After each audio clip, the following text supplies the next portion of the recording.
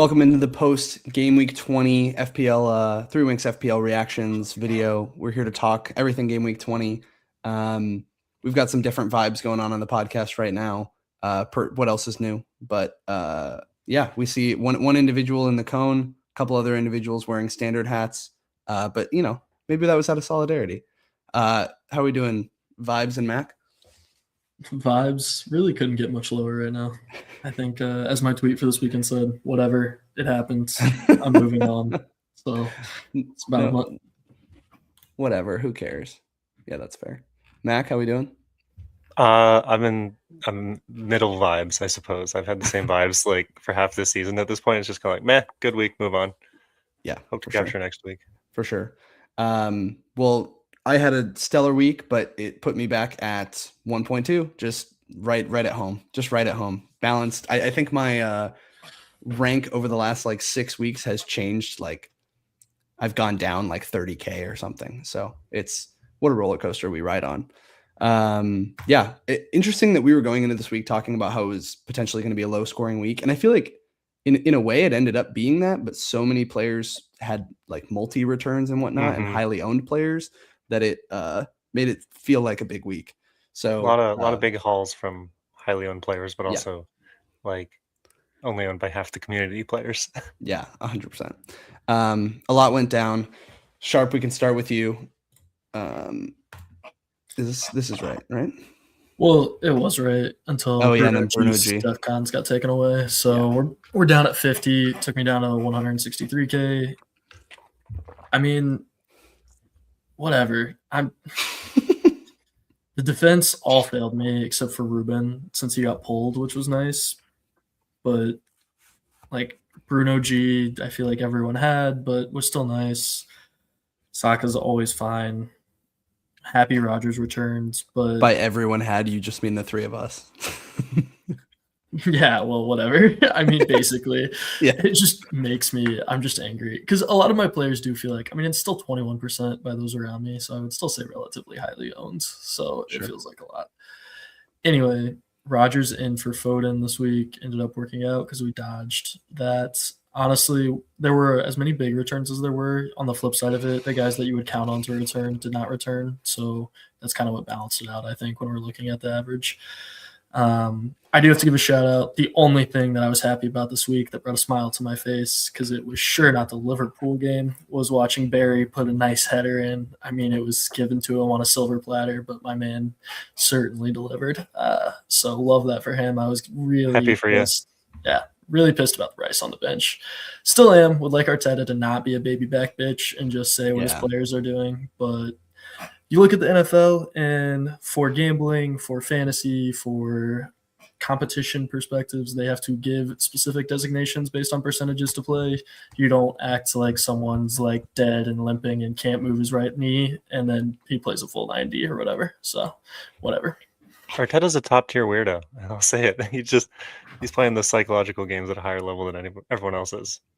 Also, I just want to take a moment. I understand you're hurting right now, and as the guy who's been in a shit mood for basically the whole season, I have to respect that. But at the same time, it's kind of annoying because you are on a green, and you also got very lucky with a key few individuals, such as Mr. Ruben Diaz, who comes off before City concede, or to your point, like Barry coming in and scoring.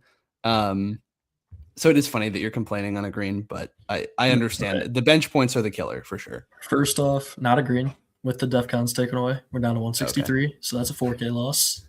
You know, that hurts. We don't feel good. It doesn't feel good. Shut up, 4K. That's so annoying.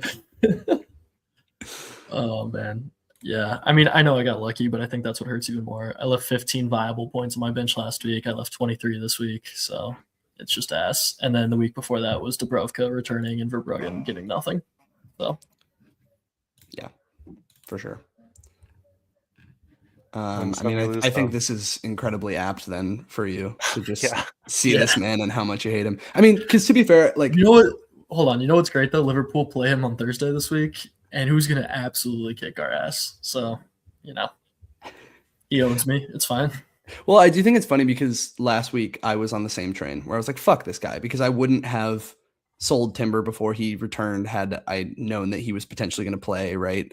Gabrielle, I would have probably brought in similarly had I known that he was going to play. Yeah, it's all just smokes and mirrors with this guy, and he fucking sucks. All right, Mac, you want to take us through yours? I do. I, by 2 points, am not wearing the plunger. Let's go. Unlike Sharp, I had a peak performance and left 0 points on my bench. So I'm happy with the week. It's just a middling performance. Was it luck or was it skill that I kept Chow when you guys sold him? You guys can decide. I have him. I got him. Oh, never mind. Then it was all skill. I thought I was the only one who owned Chow. I didn't know that you had him too. So it's so funny. Neither of us know. We both thought we were the lone wolf with that. Yeah, I thought absolutely was dying watching all of these games. I was like, okay, everybody who can hurt me has hurt me. Everybody who I have has also hurt me. Life is pain. FPL is misery. And then somehow I ended up on a green. It's not a big green. I was like 630k last week. I'm actually down to 575k with removal of the Bruno G Defcons. But after like 8 weeks of faith, the Newcastle guys have finally paid off. Or Chow specifically, Bruno G's been fine. So pretty happy with the week overall. Like, it's not like a great week when I'm missing some high scoring, high owned players like Thiago, who I got rid of for Ka-Thiaw. But we move on. I was going to say that is the one player that fucked all of us. And I think I think I did it a little differently, but we all, for all intents and purposes, went Thiago to Ka-Thiaw. So him not playing is a real sucker punch to the gonads for sure. That being said, well, I don't know where you guys were at on selling him or not. Well, I suppose we'll get there, but it's an interesting case with Ka-Thiaw because it does sound like he's probably going to be back for the next game. So that's just annoying. I'm not even sure I'm up to speed on why he didn't This is play. Great. I just read this. It's awesome. Yeah, they said it's like hamstring tightness, basically. No, it didn't happen because he traveled with them and everything. So it didn't happen until they were like on the bus or wherever they were mid-travel. Basically, he's a little bitch. He had a delayed onset muscle soreness. My dude just needed to stretch. Who's your most hated injury player of the year? Is it Ka-Thiaw or Palmer? It's not Palmer for me because I never had him, so there was no emotional. Yeah, that's fine. I don't know if it's injury related, but I just fucking hate Palmer all the way around. It's like the dude hadn't scored an open play goal since January, and everyone's like, "Fuck yeah, like he's the man. We need him on our team." And so I was. He came back for the Club World Cup, and he was fine then. Did we all three have him to start the year? Dude's ass. I can't remember. I think we might have. I was so hurt by the Forest players at the beginning of the year and the fucking Aston Villa players for those first 4 games that I don't even remember if I had them. It's all just blacked out in my mind. The amount of times we heard Villa boys over the first 5 game weeks. And look who was right just a little early. The Villa boys are back, baby. Yeah. It might be Villa boys time. I mean, even Watkins is getting in on the action. Yeah. And you had I woke up to see that Rogers returned, and I tweeted good morning to those who celebrate Rogers returns, and I did not realize it would be the highlight of my entire Saturday. It was just all downhill from there. Like every game that was played for the rest of the day punished me, and I was like, oh, all right, this game hurts. It is also specifically right now, it feels like the triple ups, the teams that you're really invested in are Arsenal and City at the current moment. So those are just the big games, and it really depends on those can swing so hard one way or the other. And there's been a lot of injuries. There's been late clean sheet wipes. There's been blanks. So those have been especially painful. And either you're feeling on a super high after those games or a super low. And I've experienced both in back-to-back weeks. Mm-hmm. All right. Yeah. Moving on to mine.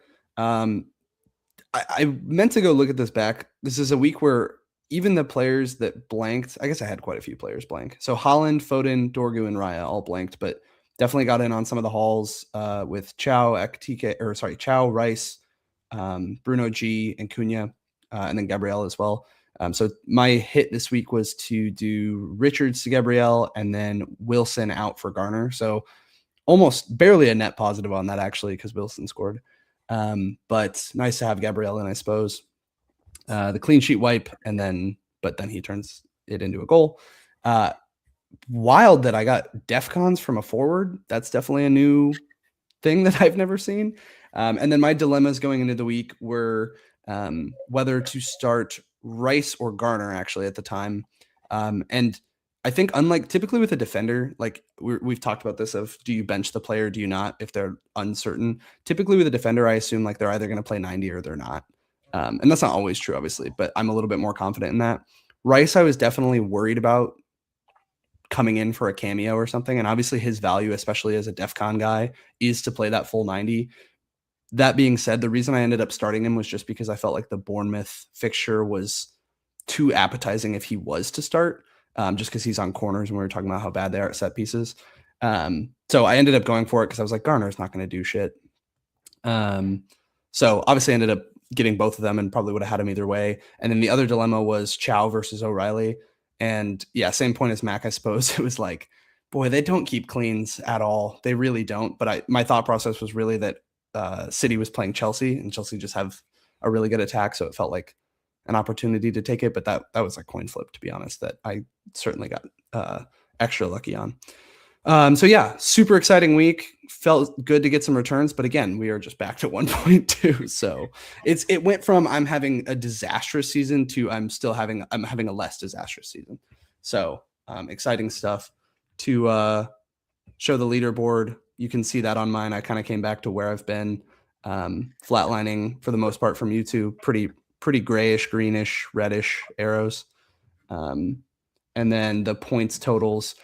Look at that, made up some ground. I'm only 70 points back a sharp. So I was minus 39 last week. So I was minus 41. I was minus 39 2 weeks ago. So it's the same for me. It's just in up and down.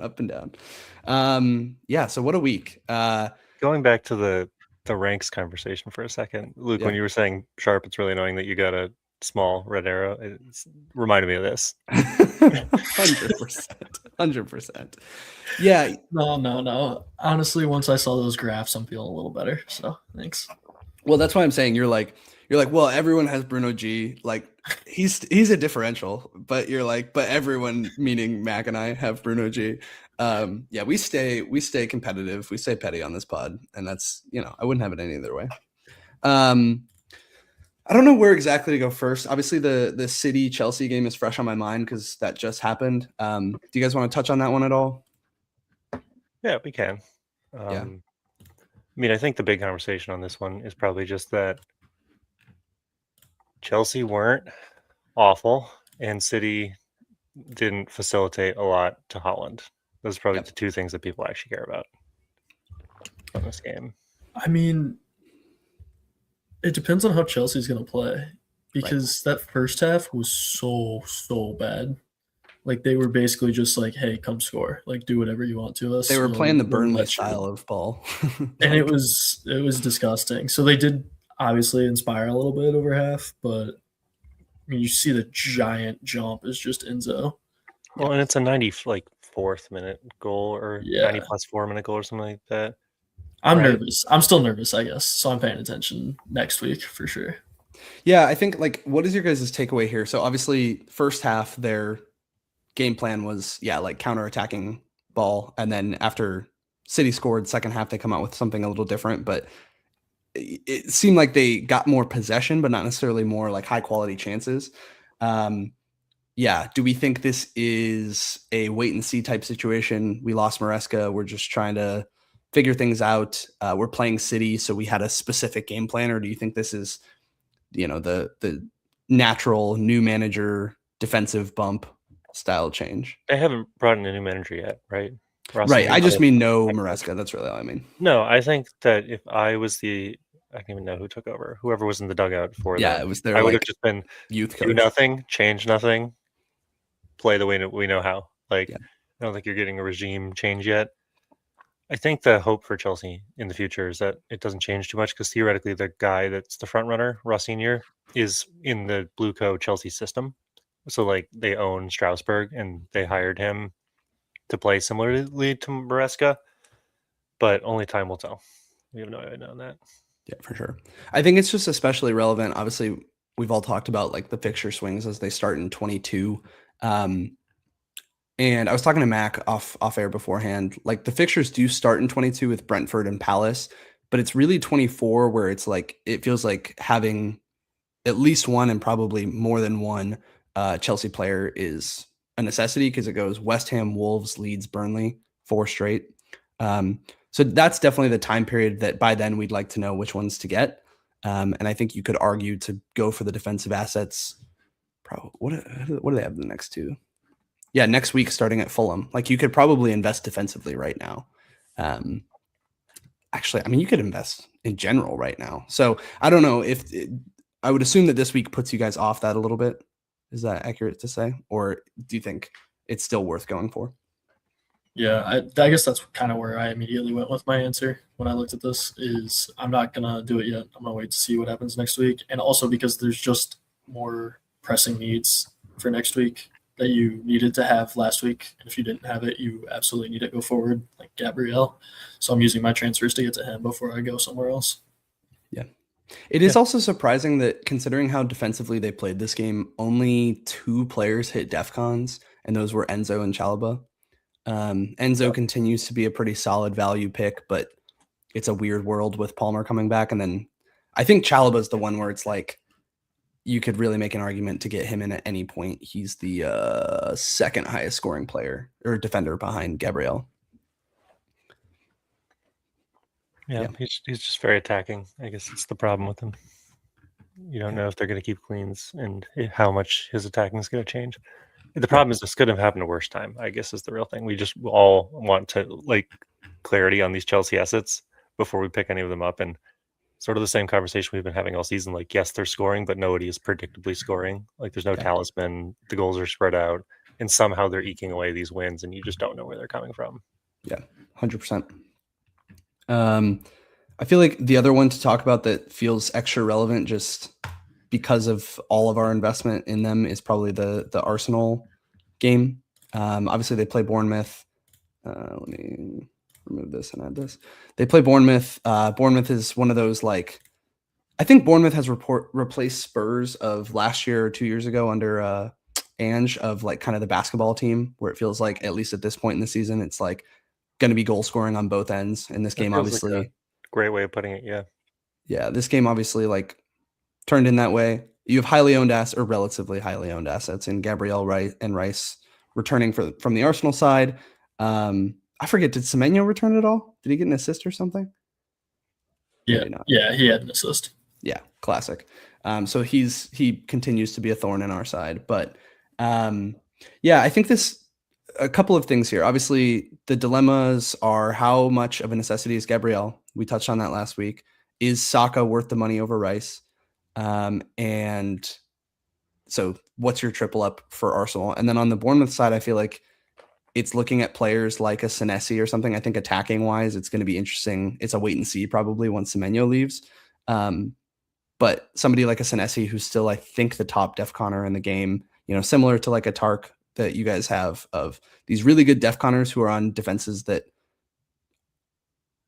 in theory aren't that great. I say that because Everton have kept a lot of cleans recently. So it's, you can make your arguments either way. But I find that interesting right now. I feel like you're either in a place of, are we going to get multiple Arsenal defenders? Are you going to, back that? Maybe you get a City defender, maybe a Chelsea defender, or do you go for like the high DEFCONing guys, your Andersons, your Tarks, your Lacroix of the world, I suppose, like all those types of guys. Where I'm leading on this is like this season, the top defenders are the guys who are scoring and keeping clean sheets, right? It's kind of the standard defensive formula. They get some bonus or some DEFCONs, and those like a nice little pick me up. But historically, it was always wingbacks or fullbacks who were the priority defenders in FPL because they scored and then they would get clean sheets. And that's a haul. So that hasn't changed. I think the conversation has mostly changed on this DEFCON thing. And I think you still are looking for the guys who, for like maybe the next tier down of defenders who are capable of getting DEFCONs and capable of getting clean sheets. But I don't think that for like those mid-tier defenders, DEFCONs is enough to sway the needle. Because if you're conceding 2 every game and then you get DEFCONs, you're not like coming up with a high floor. And I don't know what Senesi's returns have looked like over the last couple of weeks, but I think the difference in conversation between the Everton guys and the Senesi's is that, as you said, Bournemouth are playing basketball, whereas Everton are keeping like generally 1 goal. Yeah. 2 goals, although did they concede like 4 today against Newcastle? But yeah, I think it was 3, but yeah, the point's the same. and I think that the DEFCONs really, really help those low tier guys, those Andersons of the world, who aren't going to keep any clean sheets, but it gives them a path to being a useful asset, but at a much lower ceiling than like DEFCONs is the main point driver. I don't know if that made any sense. I think that DEFCONs matter in importance more the lower you go down the bench. And maybe the way to say it is that like a DEFCON player, it's more so picking a player from a given team and then of those players picking the DEFCON player from that team as opposed to picking specifically a DEFCON player. But I think it's an interesting conversation or like debate though, because then if you're, as we've been looking at who are the top scoring defenders and you see Tark at 5, right? So, and Keane at 8, and you have obviously the Palace guys are in that. Even players like Lacroix and well, I guess Munoz has returned a little bit, but Lacroix probably hasn't had very many attacking returns, and he's still in that like top 10 conversation. But Palace just keep clean sheets, and that, or they have been historically. Like the first half of the season, that was their thing. These 100%. Everton guys don't keep as many clean sheets, but they get a lot of DEFCONs. Senesi at the first half of the season was just getting a ton of DEFCONs and keeping clean sheets. So if one of those goes away, the conversation around these players changes. I think you're right. Like try to get the guy who has almost bonus point potential through DEFCONs on the team, but you have to still pick the team ultimately that's getting more clean sheets. Yeah. Sharp. All good. Yeah, I mean, I'm not looking at anyone from Bournemouth to go back to the original question. Yeah, for sure. So, for sure. No, I think. Yeah, go ahead. Sorry. No, you're good. I mean, you just want to target the best defenders, and I feel like they've made themselves relatively clear. The best defenses are who they are, and at this point, the points are up there. So, as long as you don't see anything changing, like a manager change, just go with the guys that are scoring. Yep. All right. So then back on the topic of your Arsenal guys, players like Saka, players like Rice, I think Arsenal are kind of infuriating in this way of a lot of times they're that like 1-0 scoreline team or even like a 2-1 or something, but it's rare that they have a game like this where they score multiple goals. So obviously in this isolated incident, Declan Rice does really well. But even like these charts that Mac pulled together, it still shows how much Saka is the guy in terms of being the more attacking threat. I think the question now is just like price wise, right? That's what's probably going to drive you to a player like a Declan Rice. And also this outburst that we had from him, we haven't seen from Saka this season. As much as we know he's important and he's attacking and he's always involved, he hasn't actually had like a 3-goal game or like a 2-goal, 1-assist haul or anything like that. So do you think it's like clear at this point that it's Saka to Rice is an easy, don't even think about it move, or is it, is there still some debate to be had? Maybe like if you're a Saka owner, you're kind of the dude digging for gems that are right in front of you. I mean but Saka's average is still around a 6. If I'm getting 6 points out of someone week to week, I get it's not flashy, but that's the same as someone going 11-2 back and forth. Like, right. He's so consistent. I know he's expensive, but for me, I have both of them, and I'm going to keep both of them. So my thought is of any of the 4 guys of Timber, Gabriel, or these 2, if any combination of 3 of them I think is the right choice. I think the people who had Araya probably don't want him anymore because of the way these guys are scoring. And because he's the only one who concedes. Like, you get guys pulled off and he's still on. Yeah. Yeah. And Calafiori and Saliba have proven that they're injury prone and just not consistent enough to be the 2 picks. So if you could get 4 from one team, I'd get all 4. I don't think there's a wrong 3 in there. And obviously he comes on an assist, but does Saka not starting? Obviously, that's not the first time this has happened this year where he's come off the bench. Does that factor in for you at all? Not a lot, because I think he's still so good when he comes in, and he comes in with those fresh legs. Right. And I just think you're in the middle of these festive fixtures. You got a lot coming at you consistently. I'm not surprised that there's a little rotation. Yeah, this is just, to me, more smart man management than anything. It's like Pep roulette of old, where they have high enough quality starting players and bench players to where they're going to just rotate them because that's the smart thing to do. And I honestly wish more teams did that. and you're going to get hurt periodically when the guy you want doesn't start, but then he's going to be available for more games, and so he's a good asset. Like if he rests for one, but he's fresher and then scores in 4 as a result, it's probably better. Is kind of how I do that math. Yeah. And just for like where we're at in the season so far, Rice is now the top scoring mid. Saka is the 7th highest scoring mid. Also, Bruno G just random is 3, which is crazy. Couple hauls. Yeah, a couple hauls. So good on us for having him, I suppose. Harry Wilson's also up there. So anyway, I agree with you guys, honestly. I think that's pretty right, although Rice on paper has 25 points more than Saka over the course of the season. I could easily see that switching in any given week. As much as it's been frustrating and the proof is in the pudding of Saka not having had hauls, I could see one next week and it really wouldn't shock me. So it's again, almost like, they're just going to haul every week and you just got to hope it's your player, and that's the element of luck, because every single one of them is dangerous. Does it make you guys, like, let's say you were on wildcard this week, Sharp, obviously you are in the position of having both these guys and then one defender.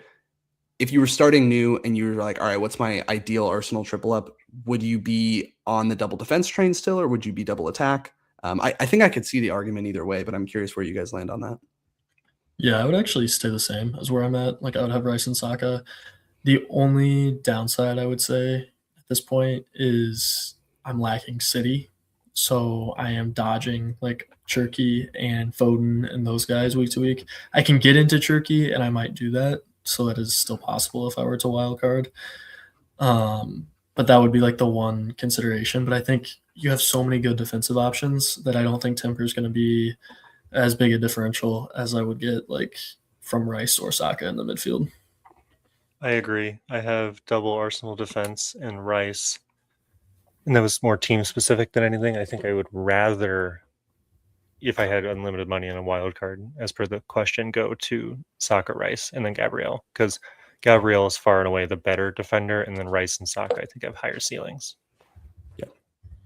Yeah, I think that's probably about right. I could see you picking one of these two guys though and going Gabriel and like Timber, and that would also be fine. Yeah, I could see it's ideal state versus like what's actually feasible for your team, right?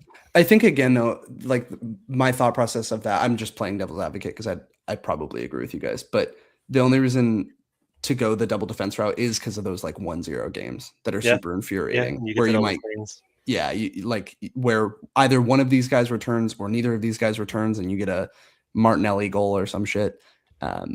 Then it's 12 points just for them existing. Yeah. Right. 100%. Along those lines, is this what I'm looking for? No, it's this one. Yeah. So along those lines, looking ahead at the next few, Sharp, you mentioned City. I think earlier in the season, I was really gung-ho on Reinders. Obviously, like there was a certain point where I was like, oh, you got to have this guy because he's so cheap and he's starting in a City lineup. And right now that has transitioned to be the Cherky version. It's the same type of thing. He's a little bit more expensive. I think he's 6.7-ish. Yeah, something like that. So he's a little pricier for sure, but it does seem like kind of a hack, like to have such a high flying attack and have a player who's involved in that consistently and who's starting. I think the Pep Roulette is always just on my mind because we thought that Reinders was nailed for a long time there, and then suddenly he's not. And obviously, if you bring in Semenyo, that makes things a little bit more uncertain. So, I don't know. Where do you guys stand on that? And then obviously, some proof is in the pudding with you guys and some of the moves you've made. But do we feel like this is the end for Foden, or has he just been unlucky the last few? He's just very involved, but he is just like low conversion rates is the problem. Like against Chelsea this week, he still had, relative to the rest of the team, like an okay XG. But I will say he's not hitting those quite same heights as when he was returning a lot. Like he was in the 0.7s, high 0.5s from an XG perspective. And now he's like averaging like 0.2, 0.4, 0.4. So I think that it is probably time to move off of Foden soon. But I think people might have bigger holes. And with how easy the games are, you don't need to rush it if there's a bigger problem to solve. Yeah. If he's 8.6, getting off him frees up a lot. So that would be my suggestion and why I did it. Like if you had Saka and you wanted a Rice and you could do that, I would almost do that change, then go for like a lower priced city mid, like a Cherokee or something. Yeah. I think so what do you have city wise now, Sharp? Just Holland and Ruben. And Mac, what do you have? I have Holland and Foden. Yeah. Okay. I think like having two of them, I feel like is, I would say, a must at this point. And I don't know I think pick your poison on what that two is. But again, just continuing to look at their fixtures, like they are insane for forever. Brighton, United, Wolves, Tottenham, Liverpool, Fulham. Then they hit Newcastle is probably their toughest one. And then Leeds, Forest, West Ham. Like so that takes you through game week 30. So that's the next 9 weeks. So it just looks like a really good opportunity from both ends of the ball. And there's been some frustrations on the clean sheet side recently, but ultimately clean sheets are just kind of like that. Like the best odds you're going to have is like 40% in a given week. So, yeah, I don't know. I think it could be any of them. I'm interested in Cherokee, and I think like a Foden to Cherokee move is not a bad one. But at the same time, watching the game today, I'm like, Foden is still so like he could have scored multiple times in that game, and it would be a completely different narrative right now. So, I don't know. I feel like one to rush out of, right? I'm agreeing with you. Like for sure, he was so involved watching the game. He was like in it. It really does feel like, I don't think it's quite the same just because of all the routes to points that Declan Rice has, but it does feel like the Saka to Rice is the same as like a Foden to Cherokee, where you're like, okay, is there a cheaper option that can be a coverage pick and probably match them, and I can use the funds elsewhere? So I suppose it's team dependent of where you need to go, but I would assume a lot of people are going to be looking to sell like a TK at this point. So maybe money is really not an issue for anyone, and sticking with somebody like a Saka or a Foden is a fine hold. Yeah. Anyway, neither here nor there. Yeah. Where else do you guys want to go? Sharp, Everton didn't keep that clean. Suck it. Wow. I mean, can I say something that's really sad though? Looking at this graph, Yeah. where the expected goals in game week 21, Liverpool are third lowest, and that is just indicative of how that entire team looks and how bad their attack is. I mean, they are playing Arsenal. How good Arsenal is, yeah. Yeah, I was gonna say. I think that's. It's a combination. But fair. Hey, we're on the poo-poo Liverpool train. That's fair. No, but for that reason too. I mean, Ka-Thiaw being sore and then not playing, and how truly stagnant and disgusting they've looked. Like, I would not really own anyone in there. Yeah. So I would sell Ka-Thiaw. Wait, did you? No, but that's because I don't have enough transfers. Yeah, I think, we're all in the same spot. We're all strapped for transfers. I think it's tough though, because Burnley are so bad. And if he, like we last week, Sharp, you were talking about, well, why would you sell like a TK? Because he's the guy who's going to stick around. Yes, he sat down a game for soreness, but assuming that's a one-off, then like it's still the same formula, right? Dude, did you see our attack versus Leeds? Have you seen Leeds defense? They hadn't kept it clean in like 3 months, and it was 0-0. So like, I don't think Burnley is as enticing with this attack as we think they are. Yeah, heard. I don't know. I think Burnley's pretty enticing, but I understand where your head's at for sure. And yeah, like I said, definitely a good way to get some money, be able to fund some other moves. I think from like a larger perspective of where you're going to spend the money, it feels too early to go to a player like a Palmer. It feels like in a couple weeks we'll get those AFCON guys back, and you might be. It sounds like Bruno Fernandes could be right around the corner, getting some minutes. So it feels like there are going to be needs for that money soon. So if you're making that move now, I'd be curious where you're spending it. Because in which case I'm like, I think you could keep him. I don't think it's like a bad idea to sell him. Obviously he's playing Arsenal this week, and I have him and I'm not planning on starting him, but I could also see the argument for keeping, because don't they have nice fixtures for a while after? After Burnley, it's Bournemouth basketball game, and then it's Newcastle and City. So yeah, probably. But then after that, it's Sunderland, Forest, West Ham, Wolves, Spurs, Brighton, Fulham. So it's a pretty solid run. Yeah. So maybe a short-term sell. I don't know. I'm interested in the Burnley Bournemouth couple of fixtures for him, I think. And I think my plan is probably to hold him for that. But again, that's also from a perspective of what you just said, Strap for transfers. Is it worth a -4 to take him down to a DCL or what have you? Thiago. Yeah, probably Thiago. And like strapped for transfers, but not that strapped for cash, because if you get out of him, there's like no double premium. So then you could just have every player in the midfield, I guess, that you want. But it's just, I don't know, it's the same problem we keep coming back to in this market, where it's like if you get out of one big player, there's no obvious guys saying, "Hey, pick me," who are worth a lot of money. Right. I mean, let's talk Thiago really briefly, because obviously I know we don't want to. It hurt all of us, but at the same time, like he is, that is genuinely a dilemma. Like maybe we made the mistake on selling him. This is a guy who we thought maybe just didn't have open play threat. He scores 3 open play goals. I think they're all open play. And, now looks like an option again. The flip side of that is their fixtures coming up. Sunderland this week, then Chelsea, Forest, Villa, Newcastle, Arsenal. So a relatively tough run for the next. I mean, and Sunderland are pretty solid defensively. So really, out of those games, the good one would be Forest probably.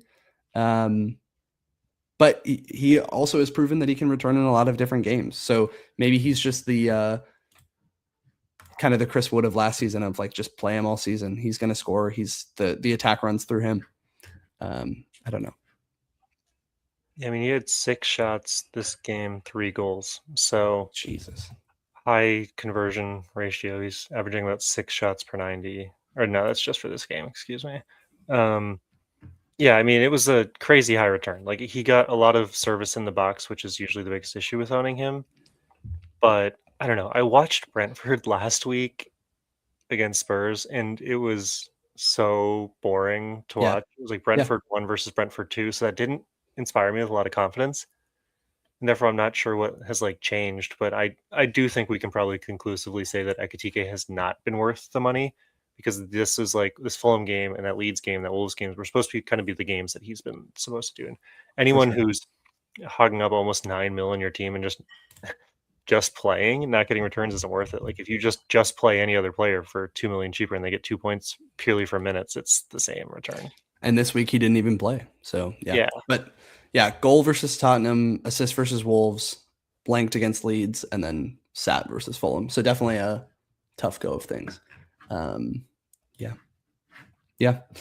Well, I feel like we've covered most of the major things. Do you guys want to talk transfer plans? I'm done. Can you remove something so I can add the bus team? Yeah, I got you.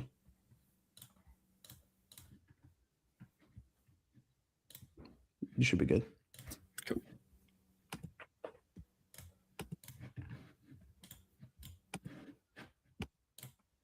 You sure you don't want to see a little bit more of this? I really never want to see that man again in my life. He's so annoying. I guess briefly we can look at this game week 21. Oh, one thing we should talk about really briefly. Captaincy. Haaland has blanked 3 weeks in a row. Yeah. This can't be right. Why is Bruno even on this list? I suppose maybe they're projecting him to come back. That's interesting. Is there any temptation? I think for me, the only player that has a good enough fixture in my lineup would be Cunha playing Burnley this week. I don't think there's anybody else I would consider, but it does bring up, 3 blanks in a row from the mass captain. I mean, you could look at Bruno G against Leeds. Yeah, that could be. Or someone in Newcastle. Or my boy Barry is playing the Wolves at home. Dude, the road captaincy could go crazy. I could be looking over there since Haaland is inspired, no fear. If I think about play styles, I think that Brighton are going to get carved open like a block of cheese by Haaland. I think that's just fair. Now that we've rounded the bend, do we know what the score was last time they played?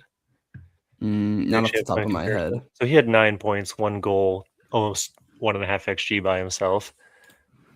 It could be a City thing. Like it doesn't seem like Haaland's getting enough conversions, but he even had a couple shots. He had 5 shots this last game against Chelsea, and Chelsea's just a much better team. I feel like Haaland's going to cut through him. I mean, it's one of those weeks where risk versus reward, right? Because like Acuna is absolutely a strong shout, And honestly, so I'm not gonna say Barry's a strong shout, but he's like a lowercase s shout. But it's always Holland, man. If he goes off against Brighton for 2 goals and Cunha plays like Cunha more often than not does, you're losing like 200k ranks. Yeah, even though Cunha scored this week, as somebody who watched that game, I'm not captaining Cunha. It sounds fun, but there's no chance. And like, who are you going to captain from Arsenal? Because you got Arsenal roulette.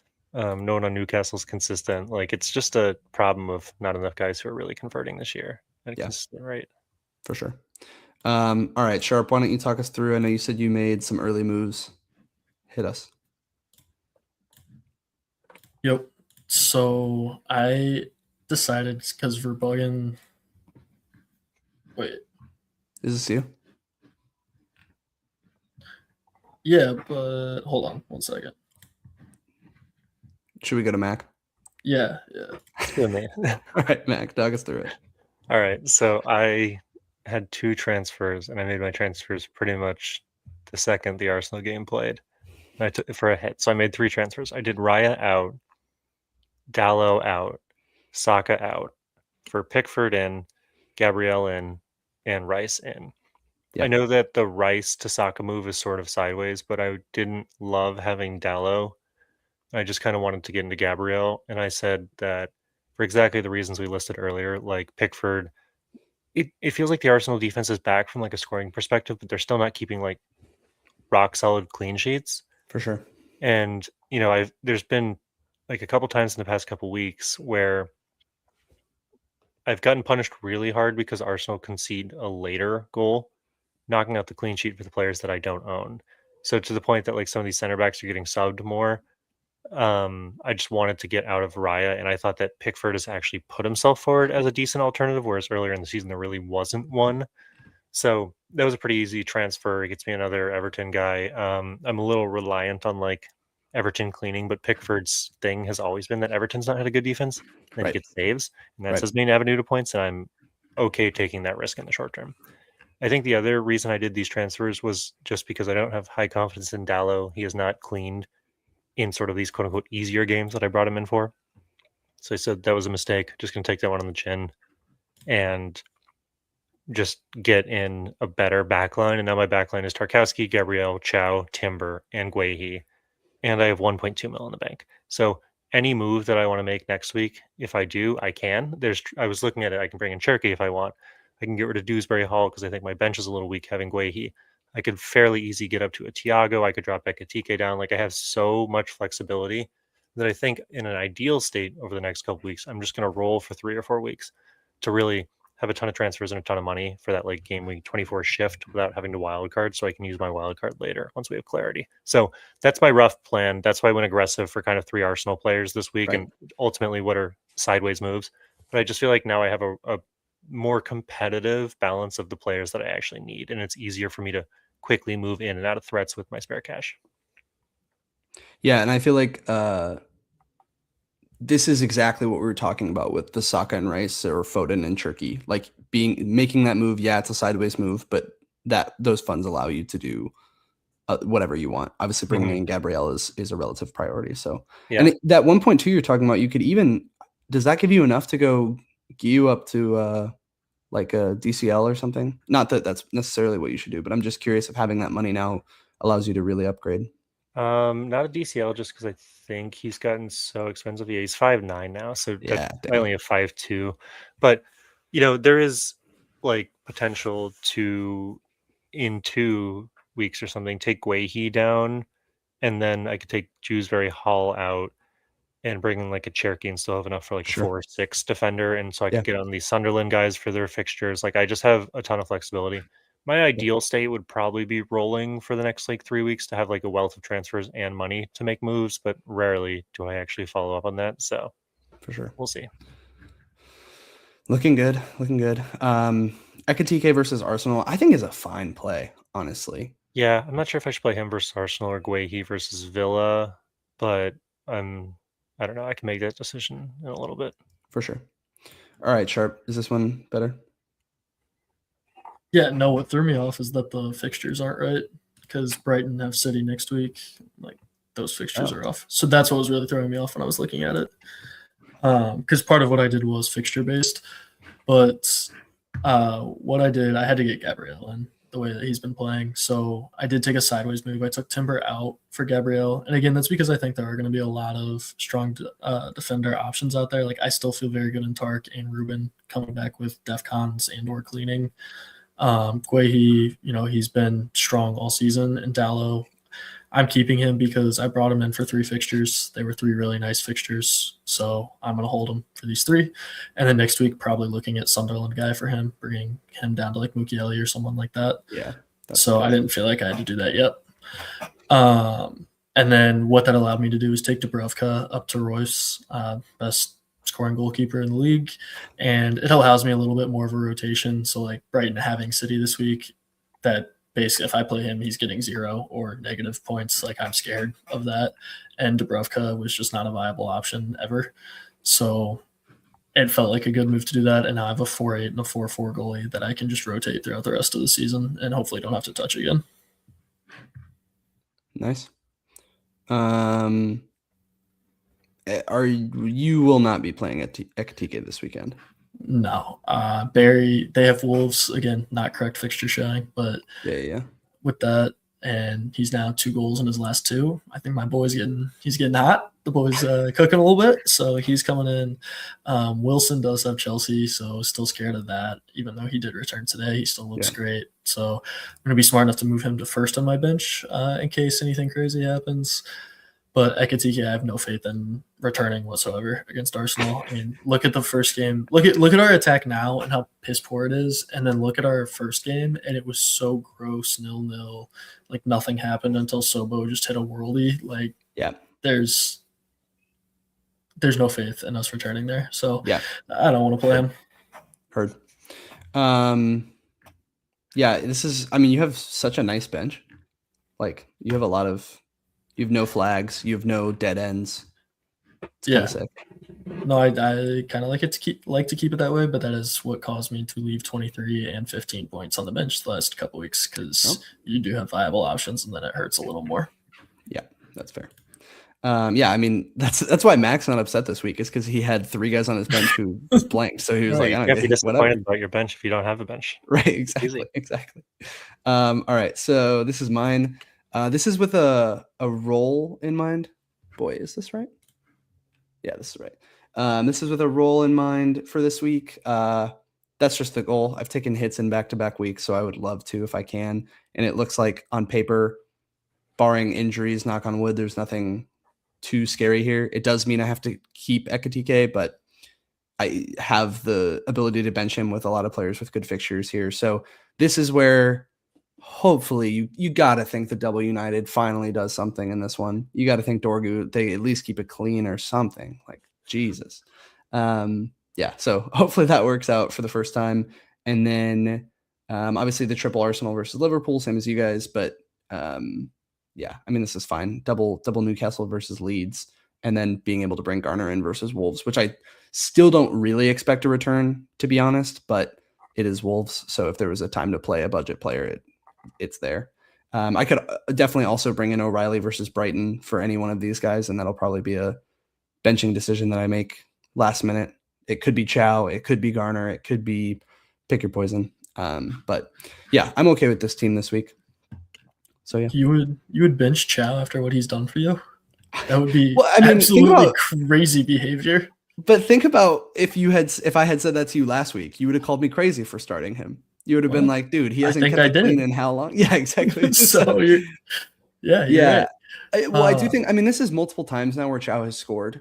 So it lends itself to attacking threat. But it also, I don't know if you guys saw the goal. It like the cross came in, it pinballed around the box, it hit like 5 people and he just capped it in. So I don't know if it's like Gabrielle level set piece threat. I don't, but so yeah, I don't know. Could argue to start him, could argue to start O'Reilly. I think it's notable that Vardiol went off with an injury, so in theory that makes O'Reilly's minutes a little bit more nailed going forward. But how do you feel about your triple Arsenal being Raya? Not great, but I don't think it probably is dramatically negative as it sounds like you feel about it. Again, if I was wildcarding, I probably would have Royce like you just did, but double Arsenal defense if I just stick to that the whole season, I think it's just a positive play, right? Would I like to have a different Arsenal defender? Like ideally that would be Timber and I'd have somebody else, but I don't know if that's worth the moves and the cost of those moves to actually make that change. So yeah, I mean, I don't love it, but he's still, it's not like he's a bad asset. It's not like he's like a priority transfer out. He's just not my favorite Arsenal asset, but I don't think, I don't feel like I'm missing out on too much. Generally So speaking, okay with they'll rise and sink as a team too. Like if Gabriel cleans, that's because Raya cleaned. So barring a goal, you're losing out on 3 points. Well, sure, except for last week. Well, they're going to clean against your team, right? That's what you said. Oh yeah, no, for sure. But if there is ever a team to score in the 95th minute when someone's been subbed out, it's also Liverpool. Yeah, that's super fair. Yeah, when does Salah come back? That's his special. Yep. All right. So one other thing I wanted to talk to you guys about, and then we can just close this up, is oh boy, I gotta remove this first. There we go. Is a little wild card 24 action. So I know we were talking last time about potentially wild card in 22.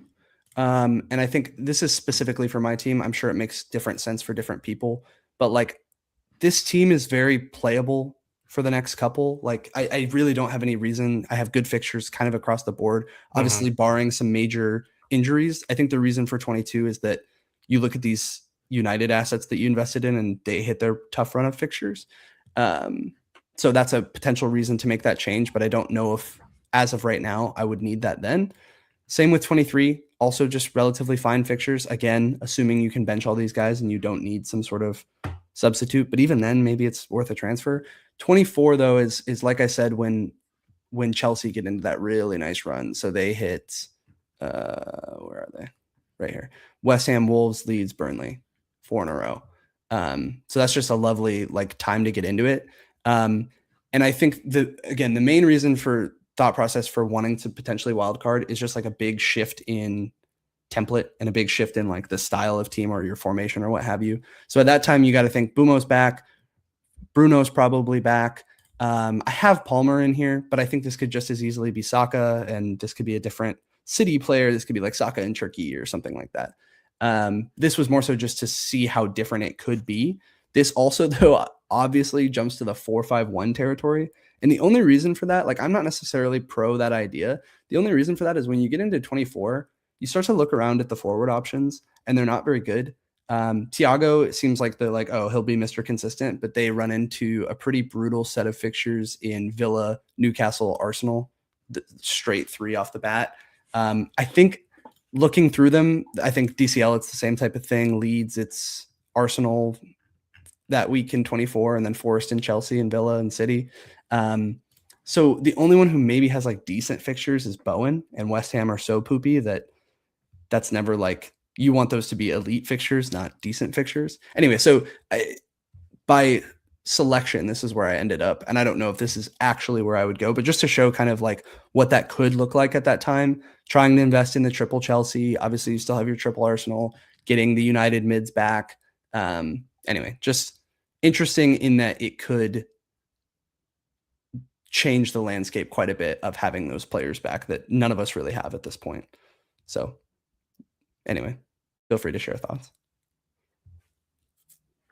I think I get your take on the fixtures, but aren't those guys all going to be back by 22 anyway? Potentially. So I was looking at this today. AFCON, if they were to make it all the way to the finals, wraps up like right after or right before 22. So I don't know how that works, right? Maybe they give them a rest for a week. I don't know if they'd come directly back into the lineup. So yes, they probably come back in 22, but would they be it may be touch and go. I think by 24 you'd be sure. And the only reason as well, like let's say 22 you did want to make these moves, that's when, because a big reason for this genuinely for me is Bumo and Bruno, and in 22 is when they have City and Arsenal. So it feels like, you know, that's the time where you probably don't you could avoid those guys even if they are back. So that was kind of the thought process with, okay, once the United fixtures actually turn, you can invest in those guys that you're probably going to want. But I think you could also argue that it's not necessary to own United mids because they're so up and down and have been all year. But I also think that there's a very viable path in the next couple weeks based on the ownership of a lot of the players that people already have to just get these guys without wildcarding. Like, For sure. not really certain on Palmer, and if he becomes like a definite, then the wild card gains some steam. But if you're just trying to bring in like an Enzo, that could be a Rogers out, that could be a Foden out, that could be like a Cherokee out for fairly easy money. A Chalobah is similar, that could be a Guehi out. Yeah. That could be a second Arsenal defender out. Yeah. And if we acknowledge that the template is going to look relatively similar, like this week, and everyone's going to have the same amount of players, and the only team that we're really jumping on is, in a big way, is like the guys returning from Man United and then Chelsea. It feels like, given their inconsistency, like one might be enough, and therefore you could just, I don't know. That's my devil's advocate position. I'm not strongly advocating like that. Like, I do agree that this is a sweeping change, but it just feels like, how essential is Mbumo and Fernandez really? Right. Could one cover? 100%. Yeah, and I think this is like, again, this is the classic like planning before it's time, because to your point, we could get there and realize, oh, we don't actually need all these guys. And this is more so just assuming, hey, United is back. You got Bruno and Mbumo back. I think if you had both of those players coming in, it may be tough to make those transfers. Obviously, I have Cunha, so I could probably just do Cunha to Mbumo straight up and then find some way. Maybe it's like a Foden to Bruno or something. So yeah, to your point, like, I don't think it's 100% necessary or something you have to go into, but I think part of my personal motivation is I just don't like the structure of this team. Like, Sharp, you were just asking me about Raya. Obviously, I have Cunha and Dorgu, who are like very short term and I would like to get rid of eventually. Yeah. And then like having no Chelsea, I think, is the other big change starting at that time period, where in 24, it's going to be like, you probably need to have double Chelsea and whoever those two are. But yeah, I mean, so go ahead. I get it. I guess my biggest thing is, if you're going to do this in 24, there's really no reason to not do it sooner. All that's going to happen is you're going to get price rises on you, because these are the guys that everyone's going to try to go for. I mean, but you can't get in Bruno and Mbumo right now, so definitely couldn't do it now. Yeah, you could definitely get in the Chelsea guys, but I think the Bruno and Mbumo is the ones that like you actually can't do that now. They don't let you transfer back in during AFCON? Say it again? What do you can't get Bruno and Mbumo right now because neither of them are playing. That's what I mean. No, you can still transfer them in, can't you? That's why would I wildcard in Bruno and Mbumo who aren't playing, Sharp? In Gameweek 22. So they're both going to be back. Like, I'm saying when they come back. I'm not saying do it this week. I'm saying there's no reason to not do it in 22. And that's when they're playing City and Arsenal. Is right. So you're benching those two guys anyway. So there's your two United that you're benching. Sure, but if I wildcarded in and brought in two players that were combined 17.5 million, I don't want them sitting on my bench. I think you would still feel the team just as good as the one you have out there, though. I don't think so, because look, the guys on the bench are 4.5 and 4.2s. Like, it's not like I could just sub these guys in that week. So I think if you were going to wildcard in 22, that's a super fair timeline. I just don't think you would probably bring in Bruno and Mbumo at that time. Or if you did, you would just say, I'm going to play them against City and Arsenal. I also think that an unconsidered part of the wildcard 24 is strategy related to the second half of the season. For sure. Chips, doubles, and game weeks. And that is every single season a very make or break part of the season to get right. And you are giving yourself very little freedom for, in my mind, something that doesn't look like a huge shift. Like, a huge shift is when you find out that, oh my gosh, Arsenal now has a double against West Ham and Burnley in the same week. Right. And then like a blank. Or a huge shift is you find out, like, Holland, who was originally just going to play Liverpool, is now playing, blanking, and then having like or he's injured or something, blanking because they're playing each other in the FA Cup final round or something like that. And I also typically like to pair my wild card with a bench boost in the back half of the season, just to mitigate injuries. So if you can wait until there's like a huge tactical shift because of FA games, and then pair that with your bench boost, it just doesn't feel like now the guys you're bringing in are going to get you more points than being able to attack that later stuff more strongly. Yep. Yeah. Heard. And I think the real thing with that too is it's not even like if an Arsenal had a double fixture. It's more so if like a random Fulham had a double fixture where you're like, shit, well, now I need to get a bunch of Fulham players that I definitely wouldn't have. Or like a good free hit week or something like that. Yeah, 100%. So that's definitely like the the biggest trade-off with doing an early-ish wild card. And the gamble would be at that time that there's enough players coming back who people don't have that you're getting a jump start, and that makes it worth it. But yeah, it'll definitely be something to consider around that time. So not something I'm set on. And I think regardless, my personal plan is to roll the next few weeks. And to Mac's point, if there are only a few changes I need to make around the 24 time, then I'll just do that with freeze. But that's my plan. My plan too. Roll the next couple of weeks. I think the changes you brought up in that wild card draft are absolutely the players we'd want to target, and I'm hoping to just be able to do that on my free transfers in a couple of weeks. Yeah, Chelsea's and Manchester United's are probably the big ones. Yeah, but you could keep like that. It's worth noting in that one I had one City. I just had Holland, and like I said, those City fixtures are good for a really long time. So I think that's a good argument to not as well. Is like those guys are going to be solid for. Because we don't need Palmer right now, and that could change in 2 weeks. But right the second we don't, I put him in there just to show how different it would be. I don't think I would probably have him. I think but I did. Okay, so it actually was interesting though. If you're doing triple Chelsea, like I don't know who the third one is because Chalobah, sure, Enzo probably, but he's a little bit dampened by having Palmer around. João Pedro just really hasn't produced that consistently. I guess you could go Sanchez again. I guess you could go with a Reece James. I don't know. Like it's Chelsea, as much as like they are a high flying attack and have a lot of options and are a team that scores and is a top flight side. You know, they're a top, whatever you want to say, 6 side or something. It's hard to find, like they don't have as many key picks. And so if Palmer really was like back and producing at the level that he was, to your point, Sharp, a really long time ago, he'd be interesting. But, yeah, finding triple Chelsea is not as easy as it seems. So that could also be part of it. If they don't look drastically better under this new regime too, that may be a good reason to not necessarily need to go there. Exactly what I was going to say. I don't admittedly know anything about Strasbourg and how they play. And if you look at their table, they're 7th in their table. So, I mean, they could just not have great players. Who knows? But, they have a young, mid-30s coach with no top flight experience in a Big 5 league. I am struggling to, on paper, see how that guy's going to make Chelsea better than Maresca did. Yeah. And therefore, I'm like, is Chelsea going to need to be in the conversation in a couple weeks? Because are they going to get better? Who knows? Maybe they will. Maybe I'll be wrong. Yeah. I think regardless, even if they weren't looking as good or were looking kind of just fine, I think you're still going to want one for sure. For cover. Probably 2 at that point, just because of the fixtures. Chalobah, right? Yeah, I think Chalobah's got to be the must. He's the one. And it could just be 2 defenders. What is it? Is it Fofana that is playing next to him that's really cheap? So you might be able to get cheap in entry. Mm-hmm. All right. Anyway.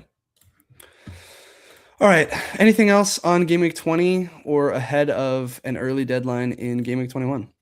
Nope. Short week. We'll catch you guys next week. Hopefully 3 greens as we come back. But a big green for me specifically.